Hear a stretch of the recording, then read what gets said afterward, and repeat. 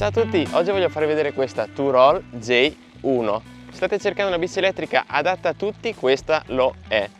Per un utilizzo campagnolo alla grande, pensate che nasce come bici da trekking oppure come una city bike. Forse meglio che guarda dove vado. Non ci crederete mai, sono tornato indietro perché non trovavo il mio foglio degli appunti e ce l'ho tipo sotto la maglia, non ce l'avevo più in tasca, ce l'ho qui nascosto. Vabbè, un po' dietro le quinte ci sta.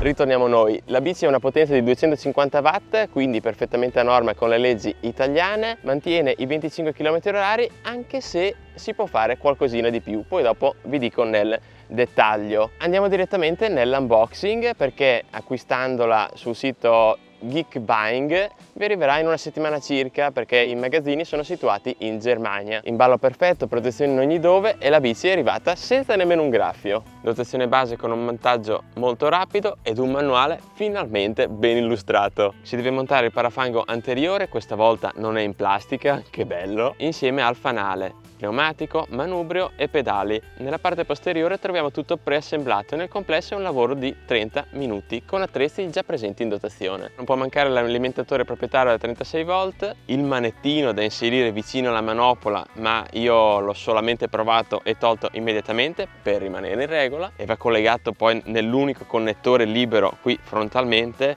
che lo vedete un pochino qui a spenzoloni, adesso poi lo bloccherò da qualche parte con qualche fascetta. Esteticamente abbiamo un design pulito, si trova solamente la scritta Turol qui nel cannone centrale e così la bici si può personalizzare come si vuole, e finalmente la batteria integrata, quindi non si ha il classico scatolotto della batteria esterno, molto bello da vedere, e addirittura la capienza è uguale alle batterie esterne. Il peso complessivo della bici è di 27 kg circa, quindi nella classica media, e telaio completamente in alluminio e ammortizzatori meccanici completamente regolabili. Pneumatici da 27,5 pollici, sempre della CST, già visti su altri marchi di bicicletta, e sono perfetti per essere utilizzati ovunque, anche per lunghi tragitti. Merito anche della sella molto ampia e sempre molto comoda se effettuate svariati chilometri, ve lo posso assicurare. Doppio freno a disco, qui posso dirvi nulla di entusiasmante, non sono i freni idraulici, diciamo che sono buoni per arrivare a 25 km/h, la bici poi si arresta molto velocemente, però se si fa qualcosina di più, comunque sono classici freni a disco, non hanno quella potenza frenante che vorrei. Il motore, come vi dicevo, è da 250 watt, perfetto per le leggi italiane, non c'è neanche bisogno di sforzarsi più di tanto nel pedalare, poi dipende da voi quanta fatica volete fare, vi aiuta praticamente nell'immediato. La batteria integrata ma removibile da 561,4 Wh, 561,6 Wh, ed è la classica da 15 A. Al momento non è possibile acquistare una seconda batteria di scorta, però sono sicuro che uscirà nel giro di poco, spero. Cambio Shimano a 7 rapporti, come freni a disco il cambio non mi ha fatto impazzire. Diciamo che se uno gioca tanto con le marce non è velocissimo e reattivo. Le marce si entrano, ma a volte sta lì così, pensa e poi la marcia entra. Diciamo non proprio così efficiente, e se dovessi dare un voto al cambio gli darei appena la sufficienza. Cambio che comunque non è così essenziale su una bici elettrica, non c'è bisogno di effettuare tutti questi cambi repentini e continuativi, però è comunque un dettaglio da segnalare.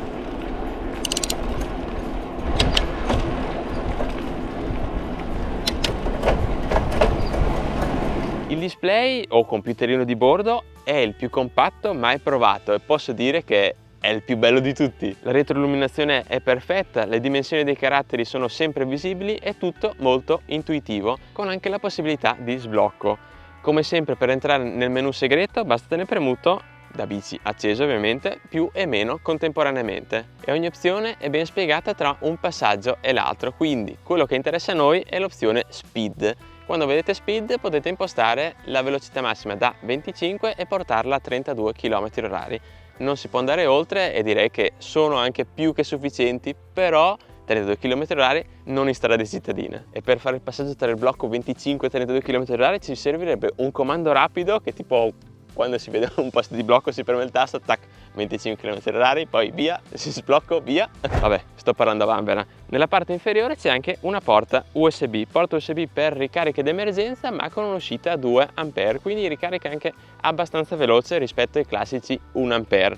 Quindi vi caricherete il telefono, ma vi scaricherete la bicicletta, valutate voi. Dimenticavo anche la modalità a mano, basta tenere premuto il pulsantino meno e vi aiuta.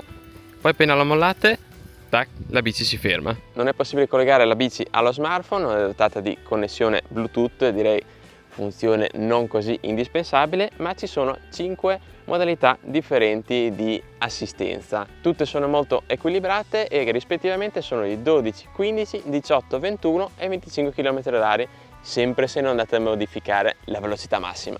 Nell'uso è una semplice e comoda city bike, anche se loro sicuramente vogliono che la chiami bici da trekking, anche perché la postura è molto racing, quindi quando siete seduti il manubrio è molto distante e avrete la schiena praticamente a 90 gradi e nell'uso sembra quasi di avere una bici da corsa. E poi quando vi girate, guardate il portapacchi, ecco, il sogno è finito. L'accelerazione da fermo è molto efficace e lineare, diciamo che interviene subito e vi aiuta dolcemente, non dà proprio quegli strattoni da cattiva, dai, diciamo proprio così, e cerca di accompagnare la pedalata. Poi un altro dettaglio dello schermo che mi piace tantissimo, l'indicatore di assistenza, così si capisce fin da subito quanto la bici sta aiutando. Come velocità massima da sbloccata raggiunge sempre i 32 km/h senza problemi, diciamo che raggiunge i 32 poi la velocità si mura lì, quindi potrebbe fare qualcosina di più, ma alla fine non ce n'è bisogno per una bici. Non è per nulla faticoso percorrere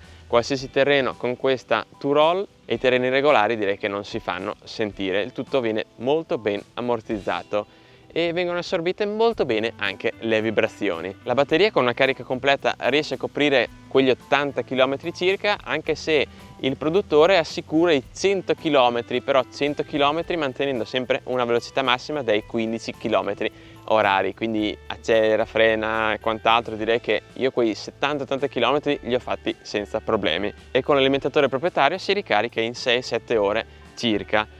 E altra cosa che mi piace tantissimo del display, la batteria si vede in percentuale, la batteria residua. Valore affidabile e molto meglio rispetto alle classiche tacche della batteria, dai, diciamo così.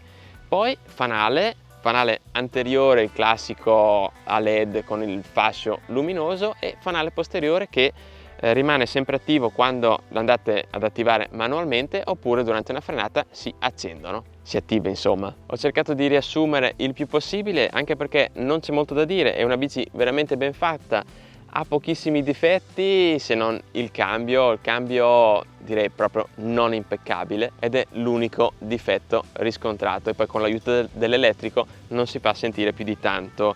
Il design a me piace veramente tanto, voi cosa ne dite?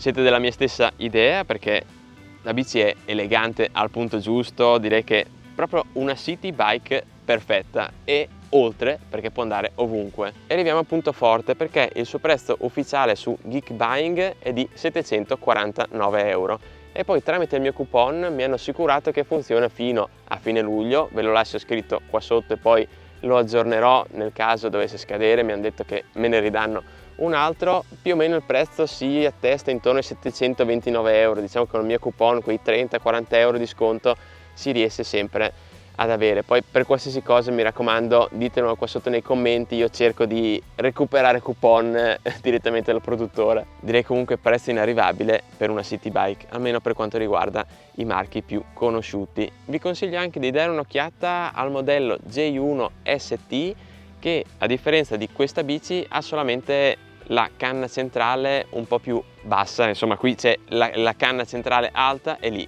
è assente, quindi valutate voi in base alle vostre preferenze dove utilizzate la bici, più o meno il prezzo è simile. Penso di avervi detto tutto, mi raccomando qua sotto nei commenti scrivetemi tutto quello che volete, consigli, pareri, confronti con altre biciclette, quale mi piace più, questa, quell'altra, insomma vabbè, non è che ne ho provate così tante, però posso comunque aiutarvi, e per qualsiasi altra informazione scrivetemi qui sotto e alla prossima su YouWin Blog. Non avete un'idea di quanto è comodo avere un microfono qui senza fili. Cioè, io da 10 anni che uso un microfono con il cavo, telefono qua nascosto in tasca, poi sincronizzo tutto, qui invece è perfetto. Microfoni della DJI Mic 2, DJI grazie, potreste offrirmi qualcosa, Ciao!